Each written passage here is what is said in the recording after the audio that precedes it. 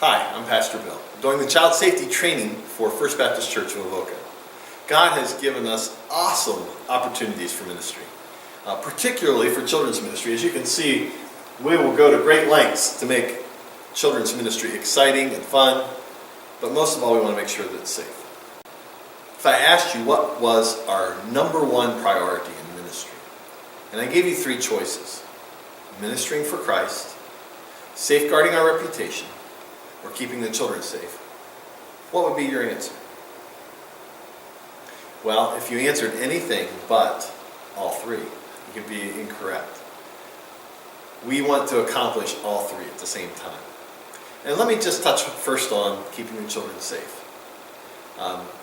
We want to make sure that every child, teen, and adult is safe within our ministry, that there's no inappropriate behavior, that there's no inappropriate language, that there are no unsafe situations, that no one is able to be bullied, that there's no sexual encounters, none of those things. We want to make sure that that's a top priority, along with the other two. The second thing on that list was safeguarding our reputation. Almost impossible to do in our litigious society where everyone points blame and fingers. And part of the reason why we've put these things into place is to safeguard your reputation, the reputation of the worker. Because with witnesses, then there's much less likelihood that someone can blame you and have the blame stick. As we looked at the reducing the risk principles, it looked like the very easiest thing to do would be to shut down every ministry that we have. We didn't think that that was going to be very effective in reaching others for Christ. So we've chosen to do ministry, but to do it with guidelines in place so that we can protect our reputation and still minister in ways that God would want us to. We want ministry to be able to take place. And that's somewhat difficult in that we're trying to let kids know that we love them because God loves them. But how do you do that and show affection without crossing lines? So be careful. Part of the best advice that I've heard is that we respond to affection and that we listen to instruction. Okay? So if a kid comes up to hug us and we see, wow, they're really excited about being here, they really want to show affection, then try and make sure that you turn it into a side hug, okay? That you come alongside them and hug them as opposed to full frontal hug, okay? Also, be careful of kids sitting on your lap, okay? Find a way to move them off your lap. Sitting beside you is much better. Be careful where you would touch their body, upper arm, shoulder, upper back only, and you may need to do that to help direct the child, to keep them out of trouble, to pull them back, but that's where you should be aiming for, okay? Watch for crushes, okay? Particularly kids coming up through young kids, they may have a crush on an older teen, on an adult. Be very careful, make sure that you're looking for that. And the listening to instruction means that you need to be listening and talking with your fellow workers and finding out if they're noticing anything that's kind of on the edge, something that might be misinterpreted. Hear the instruction and respond well to it so that we're all safeguarding our reputation. The guiding principle for reducing the risk is that there should always be 2 adults in any area where there are children. 2 adults in any area where there's children. And ideally it should be non-related adults. If you're a teen and you're helping, please make sure that you're with 2 adults. An adult is someone who's 18 or older. Okay? We try our best to do that rule. Occasionally we'll find an older teen with an adult in an area, but we would really like to strive for 2 adults in any area where there are children. Third priority, which is tied with all the rest, number 1, is to minister for Christ. And in order to do that, you need to be in God's Word and you need to be living out God's Word. And we take that very seriously. We hope that you will as well. Matthew chapter 5, verse 13. You are the salt of the earth. If the salt loses its saltiness, how can it be made salty again? It's no longer good for anything, except to be thrown out and trampled by men. You are the light of the world. A city on a hill cannot be hidden. Neither do people light a lamp and put it under a bowl. Instead, they put it on its stand, and it gives light to everyone in the house. In the same way, let your light shine before men, that they may see your good deeds and praise your Father in heaven. So please make sure that you're taking in the Word, that you're keeping your saltiness by doing what God's Word tells you to do.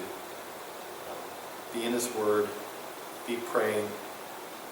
Realize that this ministry cannot be done in our own strength. It can only be done as God directs us and leads us. Hey, just a couple of things that we've kind of thought points to remember.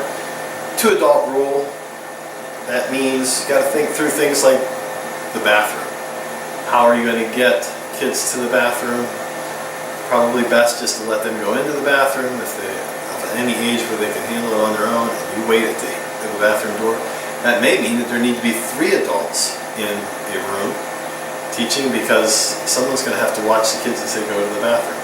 Or you're going to have an adult who's in the hallway. And so maybe there'll be a floater that you can use that would be able to help you. We're in our renewed wing, and you can see we've installed windows not just indoors, but now in the walls.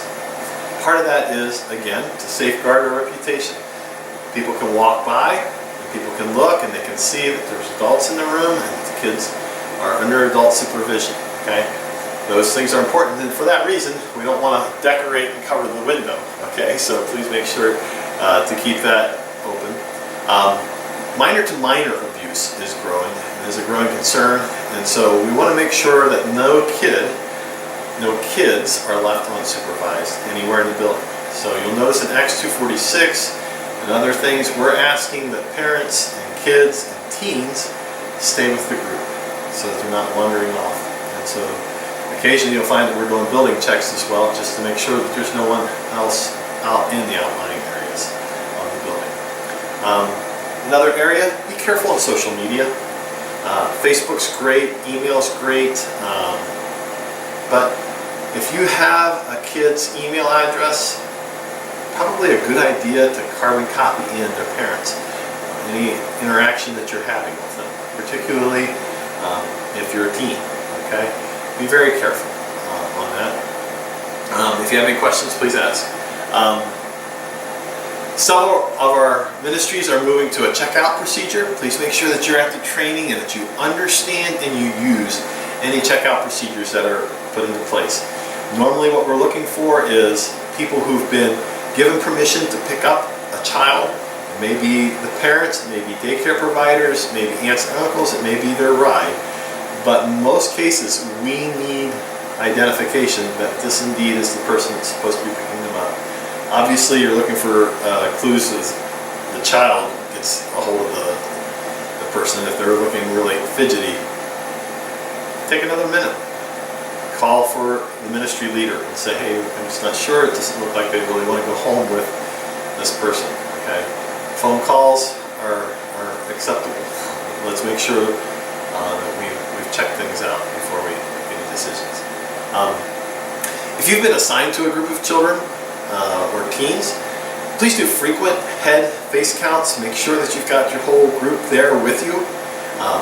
If for some reason you don't, or if some reason you're not sure you do, please make sure that the first thing you do is to contact the ministry leader so that they can help make sure that we can locate any missing children. That becomes a very top priority. Okay? So basically it comes down to this. When should you ever be alone with a child? Never. When should children ever be unsupervised by an adult? Never. We think that it's important that you learn how to serve and that you serve well. If you have any questions, please make sure that you talk to your ministry leader or talk to one of the pastors. We'd be glad to answer your questions. If you've completed the video, you need to fill out the form, answer the questions correctly, hand it back in to either your ministry leader or one of the pastors so that we know that you watched the video and so that we know that you understood. Thanks for serving. Thanks for ministering. God bless.